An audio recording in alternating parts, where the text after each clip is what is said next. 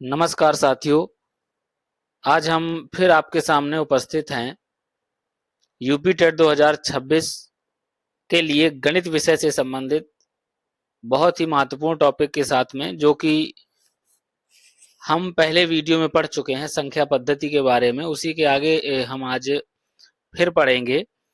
तो जैसा कि संख्या पद्धति में मैंने आपको संख्याओं के बारे में बताया था, अंकों के बारे में बताया था, संख्याओं के प्रकार भी बताए थे, और हम केवल उन्हीं टॉपिक को अपने ध्यान में रखते हुए आगे बढ़ेंगे जो हमारी परीक्षा की दृष्टि से बहुत ही महत्वपूर्ण है। क्योंकि ज़्यादा समय है नहीं है, तो जो अदर्स टॉपिक हैं उनमें हम समय बर्बाद नहीं करेंगे। तो चलिए शुरू करते हैं। परिमेय संख्या के बारे में भी हमने समझा था, शांत दशमलव संख्याएं भी हमने समझी थी कि क्या होती हैं। और इसके बाद अब हम पढ़ेंगे अपरिमेय संख्या के बारे में कि अपरिमेय संख्या क्या होती है। तो साथियों, हम अपरिमेय संख्या को अगर समझें, अपरिमेय संख्या क्या होती है। अपरिमेय संख्या, तो साथियों अपरिमेय संख्या, जैसा कि हमने आपको परिमेय संख्या का बताया था कि इसे P अपॉन Q या अंश बटे हर के रूप में लिखेंगे तो वो परिमेय संख्या थी। ठीक है, तो अपरिमेय संख्या क्या हो जाएगी, जैसे हम P अपॉन Q या अंश बटे हर के रूप में ना लिख सकें। ठीक है, ना लिख सकें तो वो क्या होती है, कौन सी संख्या होती है, अपरिमेय संख्या होती है। जैसे अंडर रूट 2, ठीक है, अंडर रूट 5, ठीक है, ये सब क्या हैं, ये सभी अपरिमेय संख्याएं हैं। क्या हैं, अपरिमेय संख्याएं हैं। हम अगर अपरिमेय संख्याओं को दूसरे तरीके से परिभाषित करने का प्रयास करेंगे तो ऐसी संख्याएं जिनमें अंडर रूट लगा हो और उस अंडर रूट को हम सॉल्व ना कर पाए, मतलब उसमें दशमलव के बाद अंक बंद नहीं हो। जैसे कि अंडर रूट 2 का मान होता है 1.4, 1 क्या होता है, 414, क्या होता है, 1.414, 2 1 3 5 6 2 3 7, इस तरीके से अंडर रूट 2 का मान होता है। तो ऐसे ही आगे लगातार अंक आते रहते हैं। ठीक है, ऐसे ही अंडर रूट 3, ऐसे ही अंडर रूट 5। तो इस तरीके की जो संख्याएं होती हैं वो सारी संख्याएं क्या होती हैं, अपरिमेय संख्याएं होती हैं। लेकिन अगर आप अब कह दें जैसे कि अंडर रूट 4 लिखा हुआ है, क्या लिखा हुआ है, अंडर रूट 4, अब ये एक अपरिमेय संख्या है कि परिमेय संख्या है। तो अंडर रूट 4 क्या होता है कि अंडर रूट 4 को अगर हम हल करेंगे तो क्या आ जाएगी, इसकी वैल्यू 2 आ जाएगी। क्या आ जाएगी, 2 आ जाएगी ना, क्योंकि देखिए अंडर रूट की जो वो घात हम लोग मानते हैं वो क्या मानते हैं, 1/2 है ना, 1/2 ही तो मानते हैं। तो अगर हम 4 पे घात लगाएंगे 1/2, अब 4 को अगर हम तोड़ें इधर से तो 4 को लिख सकते हैं 2 की घात 2, और इधर 1/2 ऐसे लगाएंगे, है ना, तो इधर क्या हो जाएगा, घातों का गुणा हो जाएगा। तो क्या हो जाएगा, 2 इंटू 1/2, तो इधर से क्या हो जाएगा, ये 2 कैंसिल हो जाएगा। तो जब 4 को अंडर रूट में तोड़ेंगे तो क्या आ जाएगा, 2 आ जाएगा। तो ये तो एक परिमेय संख्या है, तो अंडर रूट 4 क्या हो जाएगी, परिमेय संख्या हो जाएगी, है ना। सभी को समझ में आ रहा होगा कि परिमेय संख्या क्या है और अपरिमेय संख्या क्या है। तो इसमें एक इंपॉर्टेंट प्रश्न बनता है यूपी टेट एग्जाम में, पाई। क्या प्रश्न बनता है, पाई, मतलब पाई परिमेय संख्या है कि अपरिमेय संख्या है। पाई का प्रश्न बनता है परिमेय है या अपरिमेय। ये प्रश्न बहुत ही इंपॉर्टेंट है और ये इस एग्जाम में पूछा भी जाता है। तो इसे समझने का हम प्रयास करेंगे। देखिए, हम पाई की वैल्यू जो लिखते हैं, पाई का जो मान लिखते हैं वो 22/7 लिखते हैं, जो कि क्या होता है, परिमेय होता है। जबकि पाई की एग्जैक्ट वैल्यू 22/7 नहीं होती है।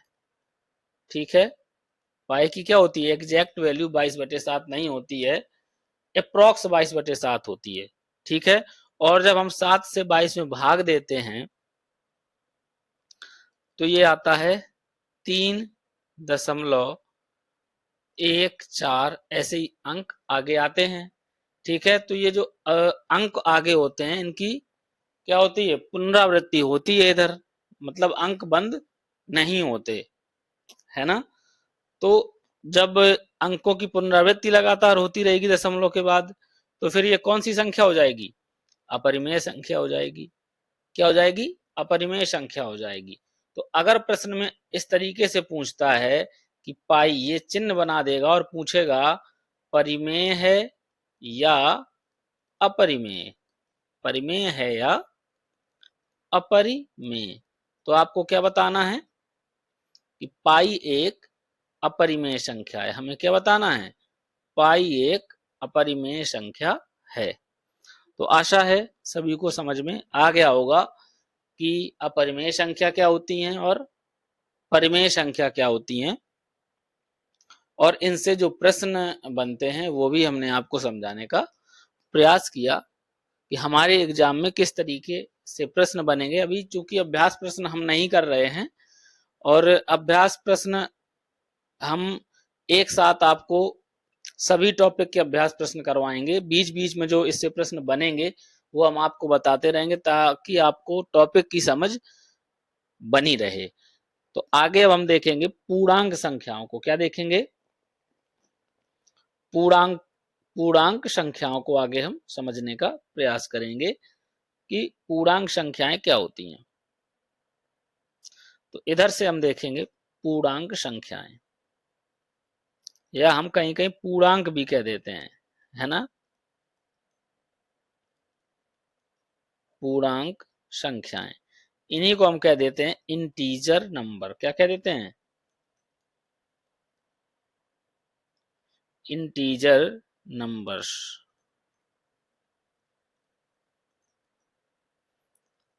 तो अब इन्हें हम समझेंगे।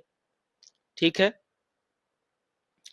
तो पूर्णांक संख्याएं क्या होती हैं, माइनस और प्लस दोनों प्रकार के अंक इसमें रहते हैं। ठीक है, मतलब अगर हम इधर से इधर जीरो लिख दें, क्या लिख दें, जीरो, हमने क्या लिख दिया, इधर हमने जीरो लिख दिया। तो जीरो से लिखेंगे तो 1 2 3, इस तरीके से आगे बढ़ाएंगे तो अनंत तक पहुंच जाएंगे। और इधर जब आएंगे तो इधर क्या हो जाएगा, -1, -2, -3, और इधर जैसे जाएंगे तो माइनस अनंत तक चले जाएंगे, है ना। तो जो इधर के पूर्णांक कहलाएंगे, जो जीरो के दाहिने तरफ के पूर्णांक कहलाएंगे, मतलब 1 2 3, ये क्या कहलाएंगे, धन पूर्णांक कहलाएंगे। क्या कहलाएंगे, धन पूर्णांक कहलाएंगे। और जो जीरो से ऋणात्मक पूर्णांक, ठीक है, जो जीरो से मतलब -1 -2 -3 बाई तरफ के जो अंक हैं वो क्या कहलाएंगे, ऋण पूर्णांक। क्या कहलाएंगे, ऋण पूर्णांक। ठीक है, समझ में आ रहा होगा आपको। तो अगर हम बात करें कि सबसे छोटी पूर्णांक संख्या क्या होती है, तो इधर हम अनंत को समझ सकते हैं कि क्या होती है, सबसे छोटी पूर्णांक संख्या होती है। ठीक है, अब आगे हम जानेंगे प्राकृतिक संख्याओं के बारे में। ठीक है, क्या जानेंगे हम, प्राकृतिक संख्याओं के बारे में जानेंगे कि प्राकृतिक संख्याएं क्या होती हैं। तो चलिए देखते हैं प्राकृतिक संख्याएं। क्या देखेंगे हम, प्राकृतिक संख्याएं, इन्हीं को हम कहते हैं अंग्रेजी में नेचुरल नंबर। क्या कह देते हैं,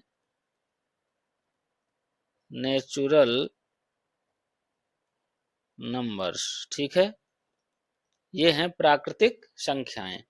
तो अब प्राकृतिक संख्याओं को अगर हम समझेंगे, प्राकृतिक संख्याएं क्या होती हैं, तो जिसे हम गणना में प्रयोग करें, है ना, वही प्राकृतिक संख्याएं हैं जिन्हें हम गिनती में प्रयोग करते हैं, जिन्हें हम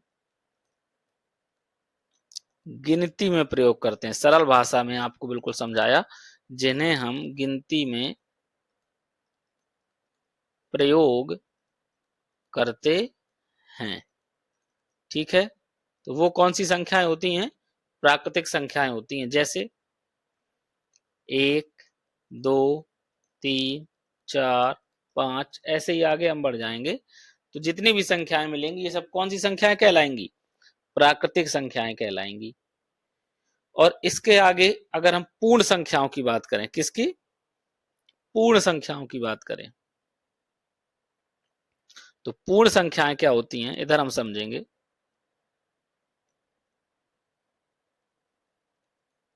पूर्ण संख्याएं, ठीक है, पूर्ण संख्याएं क्या होती हैं, इन्हें हम अंग्रेजी में कहते हैं होल नंबर्स। क्या कहते हैं, होल नंबर्स। ठीक है, तो पूर्ण संख्याएं क्या होती हैं, देखिए प्राकृतिक संख्याओं में यदि हम जीरो को मिला दें, किसको, जीरो को मिला दें, तो कौन सी नंबर बन जाती हैं, पूर्ण संख्याएं। कौन सी संख्याएं बन जाती हैं, पूर्ण संख्याएं। देखिए प्राकृतिक संख्या में क्या होता है, 1, 2, 3, 4, 5, ऐसे ही आगे बढ़ेंगे तो सारी संख्याएं प्राकृतिक संख्याएं होंगी। और अगर हम इसमें क्या लिख दें, 0, 1, 2, 3, 4, 5, तो हमने इसमें क्या मिला दिया, शून्य को मिला दिया ना।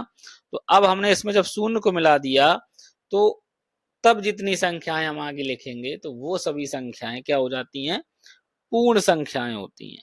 ठीक है, तो अब इससे अगर एक प्रश्न बने आपका कि सबसे छोटी पूर्ण संख्या कौन सी होती है, क्या है, सबसे छोटी पूर्ण संख्या कौन सी होती है, सबसे छोटी पूर्ण संख्या है, तो क्या हो जाएगा उत्तर, 0। क्या हो जाएगा, सबसे छोटी पूर्ण संख्या क्या हो जाएगी, 0। और सबसे छोटी प्राकृतिक संख्या क्या हो जाएगी, 1। क्या हो जाएगी, सबसे छोटी प्राकृतिक, सबसे छोटी प्राकृतिक संख्या क्या हो जाएगी, 1 हो जाएगी। तो ये हमें याद रखना है। तो ये हमने समझी प्राकृतिक संख्याएं और पूर्ण संख्याएं। इसके बाद अब हम समझेंगे अगले वीडियो में, क्योंकि वीडियो लंबा हो जाएगा, गणित विषय है, तो हमें छोटे छोटे टुकड़ों में बांट के अगर हम पढ़ेंगे तो हमें काफी अच्छे से समझ में आएगा। और इतने ज्यादा टॉपिक भी नहीं है कि हमें बहुत ही ज्यादा टॉपिक पढ़ने हैं गणित में, कि कोई एसएससी का एग्जाम है या कुछ ऐसा नहीं है। तो हमें लिमिटेड टॉपिक्स को ही अच्छे से कवर करना है ताकि हमें अच्छे अंक प्राप्त हो सकें। तो मिलते हैं आपसे अगले वीडियो में। और अगर आपको वीडियो अच्छा लगा हो तो आप वीडियो को लाइक करें, चैनल को सब्सक्राइब करें और वीडियो को ज़्यादा से ज़्यादा लोगों तक शेयर करें ताकि सभी लोग इसका लाभ उठा सकें। तो मिलते हैं अब आपसे अगले वीडियो में, जो कि सम संख्याएं, विषम संख्याएं, अभाज्य संख्याएं, भाज्य संख्याएं, इन पर आधारित होगा। इसके बाद फिर आपको इसके अभ्यास प्रश्नों की ओर ले चलेंगे। तब तक के लिए सभी लोग अपनी तैयारी बनाए रखिए। नमस्कार।